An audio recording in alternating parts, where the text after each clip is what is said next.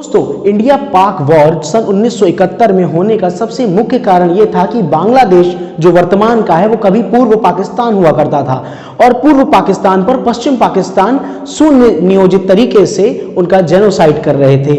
लेकिन तमाम विश्व ये जानते हुए भी ना जानने का दिखावा कर रहा था, क्योंकि पाकिस्तान की ग्राउंड रिपोर्टिंग पूरी तरीके से ध्वस्त खुद पाकिस्तान ने कर दी थी, ताकि उसका असली चेहरा लोगों के सामने ना आ पाए। वहां पे रह रहे विदेशी और स्वदेशी पत्रकारों को किसी ना किसी कारण के प्लानिंग के तहत वहां से निकालते रहते थे।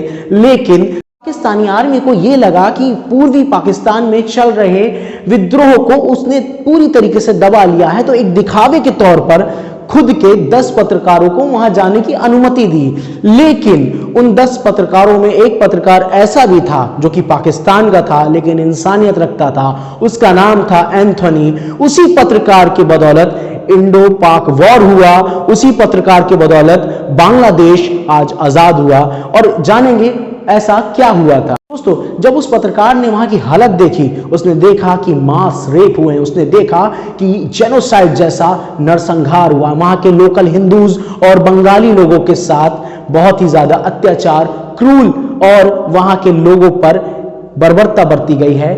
इतना देखने के बाद जब वो पाकिस्तान अपने घर आया, पश्चिम पाकिस्तान में जो मौजूदा पाकिस्तान है, वहां पे उसको बहुत ही ज्यादा फिक्र हुई पूर्वी पाकिस्तान के लोगों की। उसने अपने परिवार के साथ ये बात शेयर की कि अगर मैंने उनकी हकीकत ग्राउंड पे नहीं दिखाई, मैंने उनकी हकीकत लोगों को तक नहीं पहुंचाई, तो मैं टाइपराइटर पर टाइप भी नहीं कर पाऊंगा, अगली कोई खबर भी लिख नहीं पाऊंगा। दोस्तों, उनकी एक बहन उस समय लंदन में हुआ करती थी। उन्होंने उससे कांटेक्ट किया और बताया कि वो लंदन आना चाहते हैं और कारण भी। दोस्तों, जब वो लंदन पहुंचे तो संडे टाइम्स के पास उन्होंने अपना आर्टिकल एक एडिटर को बताया, लेकिन एक वादा लिया कि इस आर्टिकल को वो तब छापे जब उनका परिवार सुरक्षित पाकिस्तान से लंदन की ओर आ जाए, क्योंकि एंथनी ये बखूबी जानते थे इस आर्टिकल के छपते ही उनका परिवार खतरे में आ जाएगा, उनके परिवार के जीवन रेखा को भी खतरे में डाल दिया जाएगा, क्योंकि पाकिस्तानी सरकार और सेना अपने लोगों को मारने में कभी भी नहीं चूकती। दोस्तों, इसी कारणवश उन्होंने ये वादा लिया और फिर पाकिस्तान आए, और पाकिस्तान आते ही अपने पूरे परिवार को अफगानिस्तान के रास्ते लंदन लेके गए। और जैसे ही वो लंदन पहुंचे, ये आर्टिकल छपा, और इस आर्टिकल के छपते ही तमाम विश्व में एक हलचल सी मच गई। और इस आर्टिकल को स्वयं इंदिरा गांधी ने पढ़ा, और जैसे ही इस आर्टिकल को पढ़ा तो तुरंत वो यूरोप और मॉस्को का दौरा किया।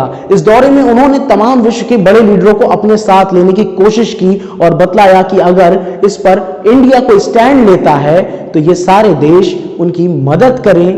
ऐसा ही हुआ, जबकि चाइना और अमेरिका के खिलाफ जाकर हमने इस जंग को अंजाम दिया, और 16 दिसंबर 1971 में पाकिस्तान का ना सिर्फ भूगोल बदला और इतिहास में उसकी आर्मी पर एक बट्टा भी लगा। पूरे 93,000 आर्मी, इतनी बड़ी फौज को हिंदुस्तानी आर्मी की कदमों पे झुकना पड़ा।